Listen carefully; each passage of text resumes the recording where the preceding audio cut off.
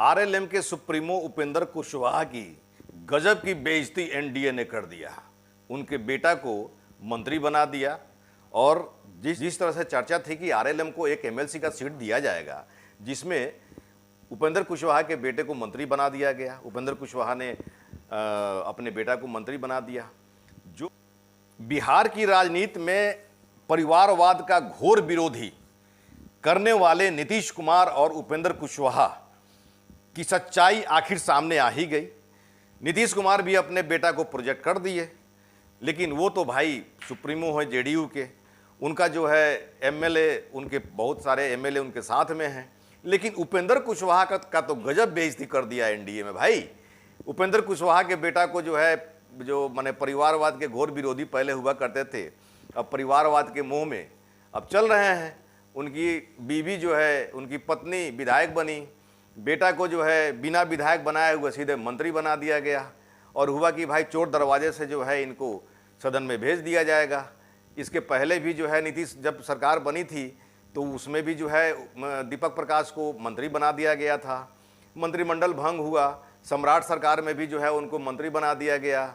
इधर 9 सीट खाली होने वाला था, इसमें भी जो है आज नामांकन का तिथि जो है आज डेट लैप्स कर गया, दीपक प्रकाश को एंट्री नहीं मिली।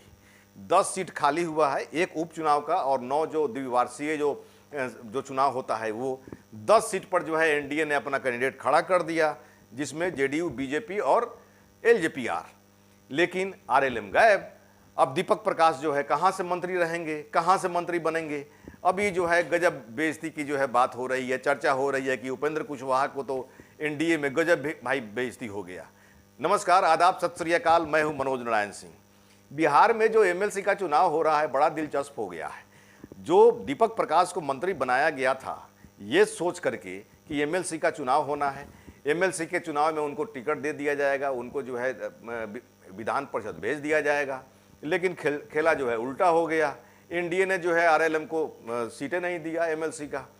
जेडीयू, बीजेपी और एलजेपीआर ने बांट लिया 9 सीट और एक तो उपचुनाव का है, मतलब कि नीतीश कुमार वाला, वो भी जो है जेडीयू ने अपना ले लिया। यहाँ पर अगर देखा जाए तो जेडीयू का 4 सीट एमएलसी का खाली हो रहा है और 1 सीट जो है नीतीश कुमार का खाली हो रहा है, मतलब माने खाली हुआ है, मतलब 5 सीट। लेकिन 3 सीट जो है द्विवार्षीय वाला में और 1 उपचुनाव वाला में, 4 सीट ही जो है जेडीयू को मिला है। बीजेपी जो है पूरा झपाटा मार ली है। ये कहा जा सकता है ना कि बीजेपी जो है बिहार में बड़े भाई की भूमिका में चल रहा है। लेकिन चर्चा का विषय तो आज से ये शुरू हो गया है, जब नामांकन करने का समय जैसे ही आज शाम को जो है ख़त्म हुआ, चर्चा होना शुरू हो गया कि एनडीए में बीजेपी ने गजब का जो है बेइज्जती कर दिया। अब चर्चा हो रहा है क्या कि उपेंद्र कुशवाहा अपनी पत्नी को विधानसभा से रिजाइन करवाएंगे और अपने बेटा को वहाँ पर लड़वाएंगे और चुनाव लड़ने के बाद में वो जीत करके आएंगे, फिर जो है उनका मंत्री पद जो है बरकरार रहेगा। लेकिन इसका क्या भरोसा, अगर जो है वो रिजाइन करते भी हैं, चुनाव आयोग जो है नियत समय पर चुनाव कराएगी कि नहीं कराएगी।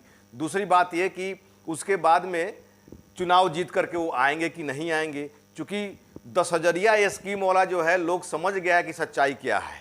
तो अब जो है जो भी चुनाव होगा उसका चुनाव परिणाम जो है अब एनडीए के फेवर में आना प्रतीत नहीं हो रहा है। तो अब चुनाव होना है ना, बांकीपुर में चुनाव होना है। अब बांकीपुर की जनता तय कर देगी कि भाई 10,000 का कितना इम्पैक्ट रहा है, कितना प्रभाव रहा है।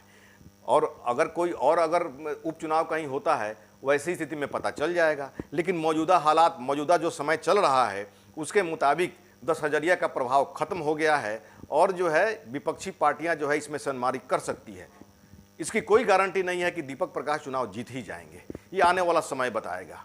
लेकिन चर्चा ये हो रही है कि एनडीए में बीजेपी ने उपेंद्र कुशवाहा को गजब का जो है जलील कर दिया।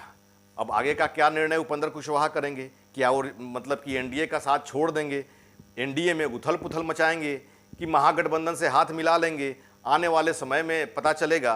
कुछ समय तक इंतजार करना होगा। आपकी क्या राय है? उपेंद्र कुशवाहा के साथ जो कुछ भी हुआ, एनडीए में बीजेपी ने जो कुछ भी किया, वो कितना सही किया, कितना गलत? कमेंट